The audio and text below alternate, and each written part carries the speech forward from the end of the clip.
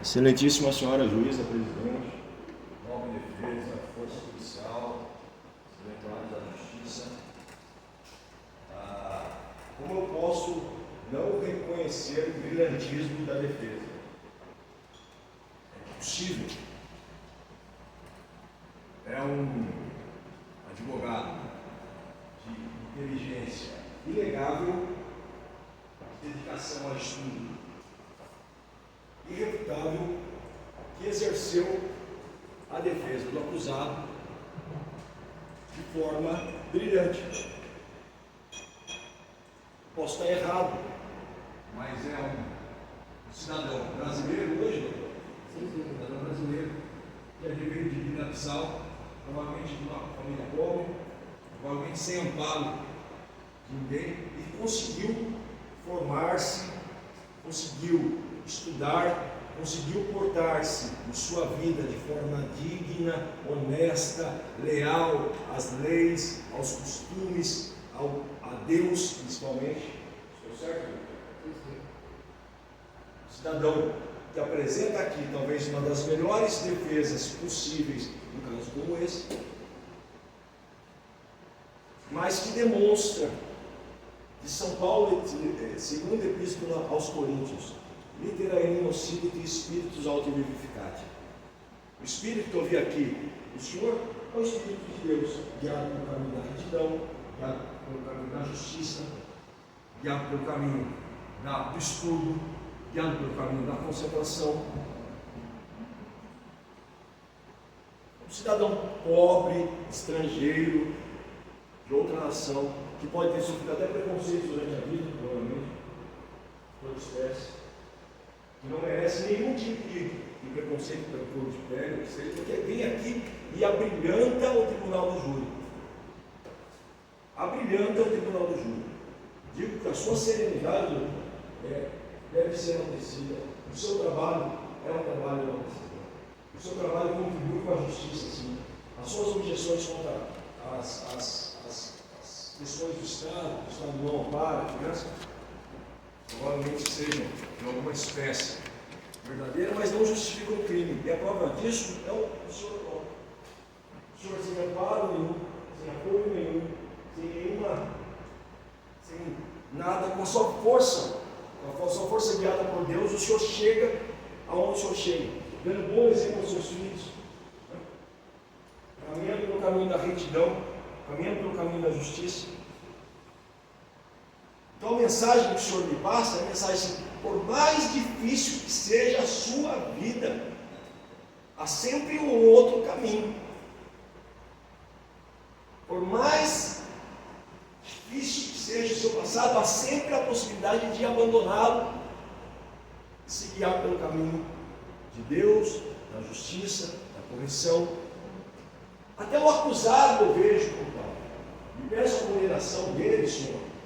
Não é por vaidade, não é por famigerada órbita de que preciso condená-lo a qualquer custo, mas objetivamente porque o fato em si é uma tentativa de homicídio.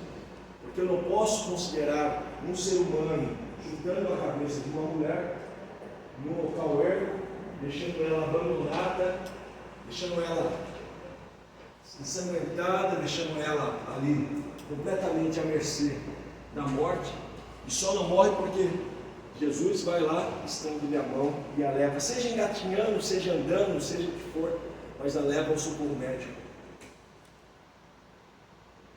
a leva até a salvaguarda da sua vida.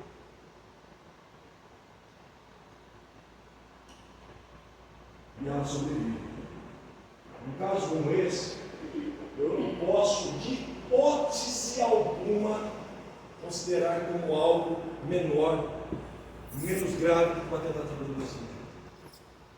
Eu não posso considerar algo que não seja brutal diante da brutalidade expressa, clara, maligna, diabólica que o réu se conduziu naquele momento. Eu não posso admitir uma absolvição baseada somente no que ele depois, mesmo falando da sua própria mãe, que fez uma besteira que matou a vítima, acreditava nisso sim, que tinha matado a vítima, ele próprio disse aqui que acreditava na morte da vítima. Eu não posso desconsiderar isso por conta de Jesus. Por mais brilhante que seja a defesa, por mais enaltecedora, por mais apta a determinar um contraditório, e é melhor que assim seja, porque daí não sobejaz sobre nenhum de nós,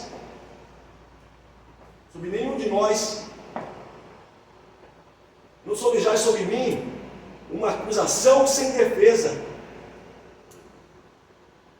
uma acusação, somente uma acusação pura e simples. Exerce a defesa até para confirmar o que eu disse anteriormente. E a confirmação é exatamente nesse sentido. Se o Estado dá a possibilidade, sim, quem caminha pelo caminho de Deus acha o caminho da correção. Sim, se arrepender-se pia e sinceramente encontra um novo ser. Sim, há possibilidade de redenção, mas não pode se absolver num caso como esse. Não é uma mera lesão corporal. Não é admissível que um homem agrida a própria esposa a deixá-la desmaiada, desfigurada, sem dente, com traumatismos, com traumas, com toda espécie de lesão no meio do corpo. Não admito. Assim como, com certeza, no próprio qualquer pessoa não admite. É inadmissível. É inadmissível.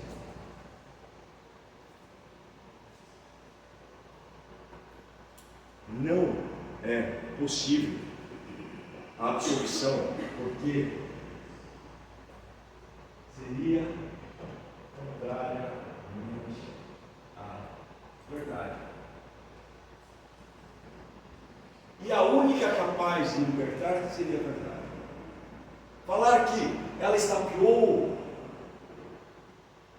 é algo que somente advém da palavra dele, sem prova alguma em algo, sem prova alguma em local nenhum. Pelo contrário, ela sai na frente e ele sai no seu encalço. Ela se insurge contra o uso que ele faz de substâncias entorpecentes, que abre as portas à malignidade. Sabemos disso. Todos nós sabemos disso. Todos nós sabemos disso. Olha o que diz em Lucas 13. Naquele mesmo tempo, estavam presentes ali alguns que lhe falavam dos galileus, cujo sangue Pilatos misturara com os seus sacrifícios. Respondendo Jesus, disse: cuida-vos, que esses galileus foram mais pecadores que todos os galileus, por terem padecido tais coisas. Não vos digo, antes, se não vos arrependerstes, todos de igual modo perecereis. Ou aqueles 18 sobre os quais caiu a torre de Siloé e os matou, cuidais, que foram mais culpados de todos os homens que habitam em Jerusalém. Não vos digo, antes, se não vos arrependerstes, todos de igual modo perecereis. O arrependimento não se vem com desculpas frívolas. O arrependimento não se vem com a falta de perdão. O arrependimento não se vem culpando o Estado. O arrependimento não se vem culpando o pai. O arrependimento não se vem culpando o passado. O arrependimento vem que Jesus se arrepender e seja claro, seja objetivo, fale claramente, agredir ela até achar que estava morta.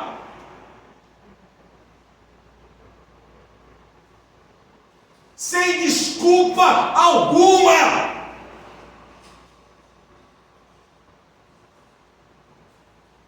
Porque aí sim talvez teria a chance de ser absolvido até hoje.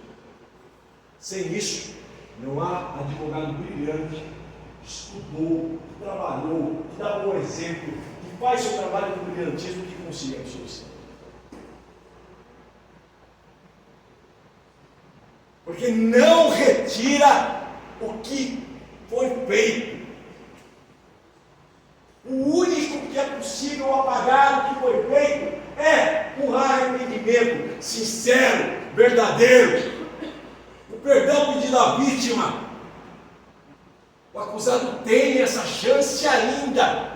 A vítima está lá, prostrada, entregue ao álcool, com tonturas, com traumatismos, com sequelas até hoje, com a cabeça famigeradamente arrebentada com golpes cruéis, como o próprio laudo diz. E o acusado não foi capaz de ajoelhar-se e pedir perdão. É mais fácil o Espírito Santo guiar alguém dentro do cárcere do que dentro de uma igreja. É mais fácil.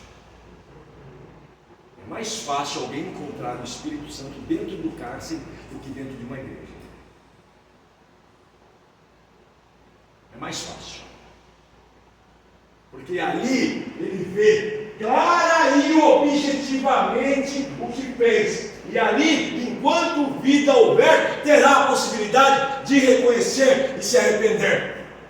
Sem isso, não há liberdade, não há alvará, não há soltura, não há fé que imponha uma decisão absolutória e uma soltura. Porque irresponsável seríamos soltá-lo sem modificação. Porque aquele que rouba, estupra. Aquele que já respondera anteriormente por violência doméstica. Aquele que sai depois de uso de drogas de toda espécie, álcool que abre a porta para o maligno, crack, cocaína, toda espécie de entorpecentes. Sobre o uso, a vítima se indigna. A vítima sabe. Isso é verdade que consta no processo. Sai andando, ele sai atrás. E consta na palavra da vítima, que é fortalecida pela palavra do próprio acusado, que é fortalecida pela palavra dita aqui hoje pela própria mãe do acusado. Vai ao seu encalço, finge que está tudo bem.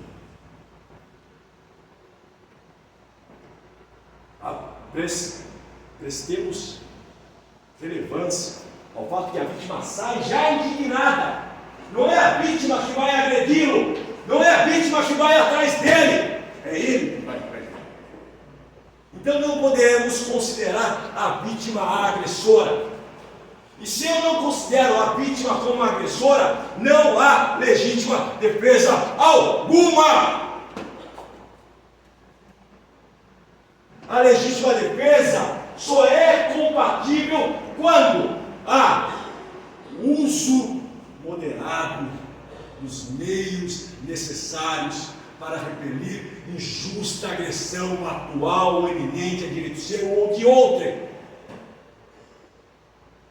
É considerar que o que faz é lícito, é lícito, é legal, é irrepreensível. Como eu vou considerar o que fez o acusado líquido, legal e irrepreensível?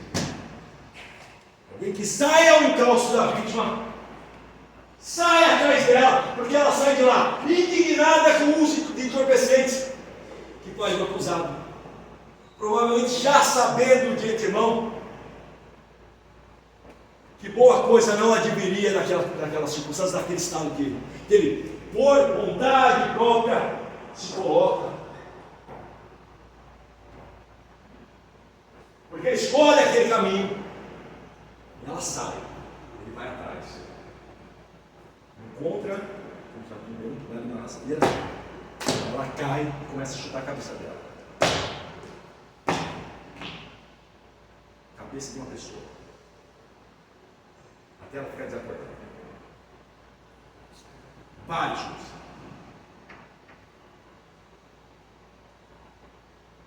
Chuta a cabeça. Até ela desacordar. arrebenta o olho, arrebenta o crânio.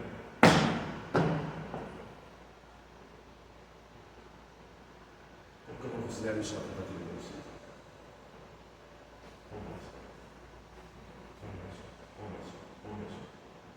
Eu vou considerar isso não ser uma tentativa de Deus.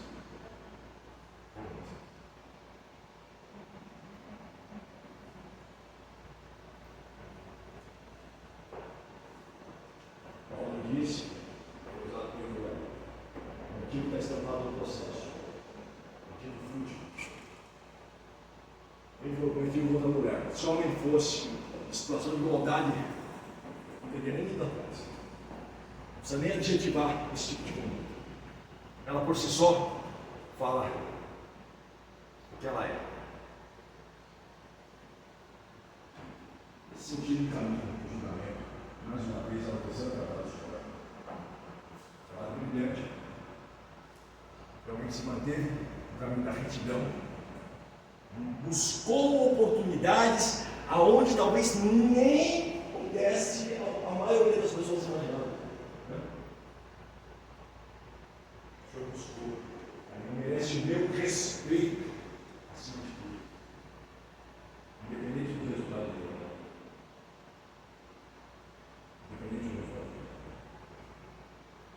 Mas o resultado que eu almejo como petição de justiça é a conversa. Desejo que no cárcere o acusado encontre o Espírito Santo e deixe-se guiar pelo Espírito Santo. E modifique-se sinceramente. E nunca mais faça isso. Porque aqueles que inventam desculpas, colocam a culpa aqui, ali, no Estado, na sociedade, no país, na situação mundial, o que aconteceu. É só um prognóstico muito claro que vai se repetir. O estado de coisa.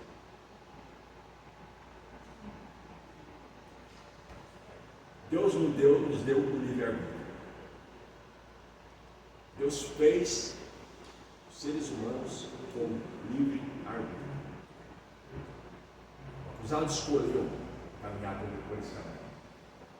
Merece sim que seja condenado pelo caminho escolhido. Chutar a cabeça de uma mulher, agredi-la até encontrar ali um corpo desfalecido que ele próprio confidencia a sua própria mãe, que achou que matou-a diante da agressividade e brutalidade.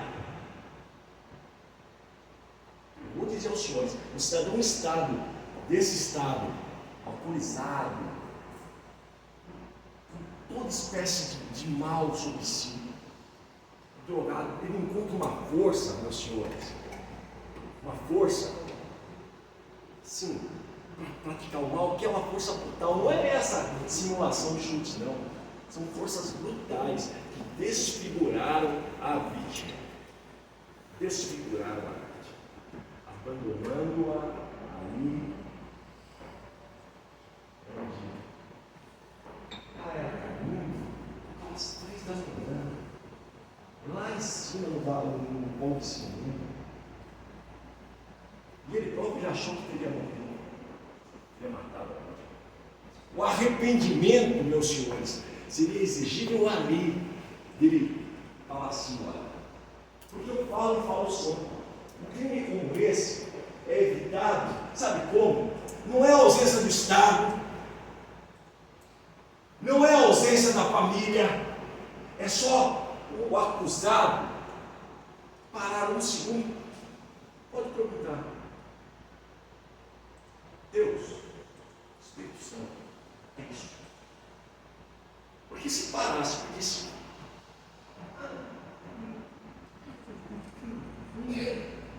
mas escolhe fazer o contrário. E não há nada a garantir, enquanto não se arrepender decisivamente, pedir perdão, sinceramente, que não faça igual com outra pessoa.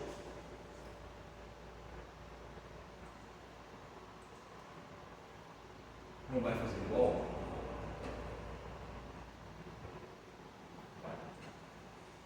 Vai fazer igual.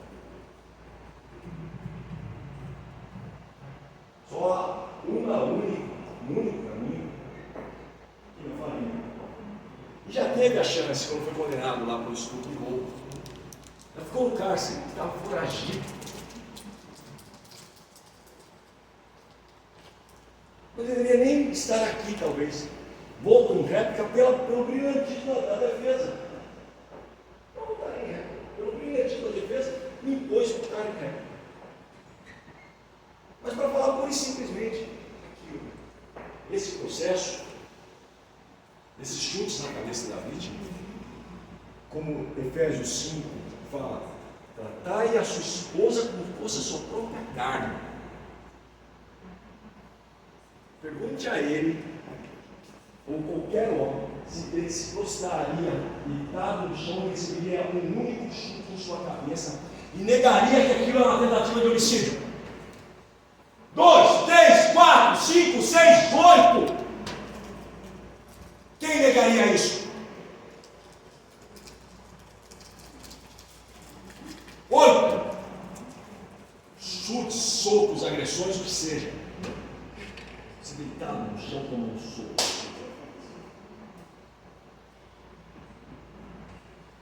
Os quesitos são: primeiro quesito, aquele dia houve as agressões contra a vítima, estão atestadas no laudo do exame de corpo de delito? Sim. Foi o acusado que praticou? Assim. Assim agindo, deu início à execução do crime de homicídio, por chutar a cabeça da vítima, por agredir-a severamente, por abandoná-la em local ermo, por deixá-la ir apregoar a sua própria mãe, que tinha matado-a, e ela, rastejando, não conseguiu socorro médico, e sofre sequelas até hoje. Sim, há uma tentativa de homicídio. Não é admissível, é contra a verdade. E sem a verdade não há libertação.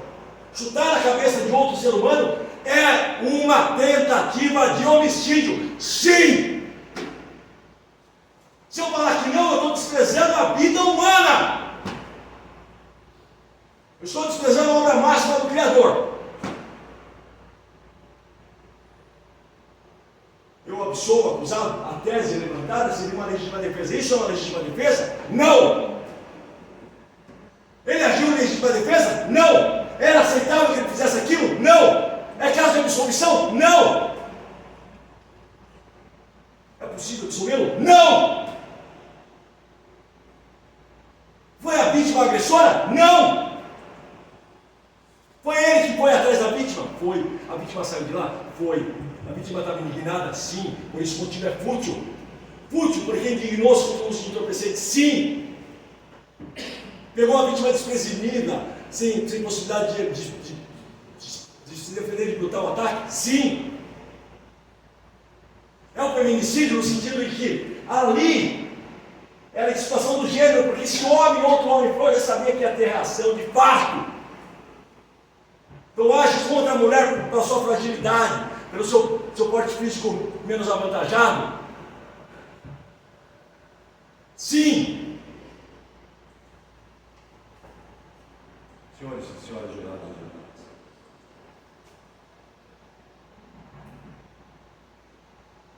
peço que julguem de acordo com os ditames da justiça e da verdade.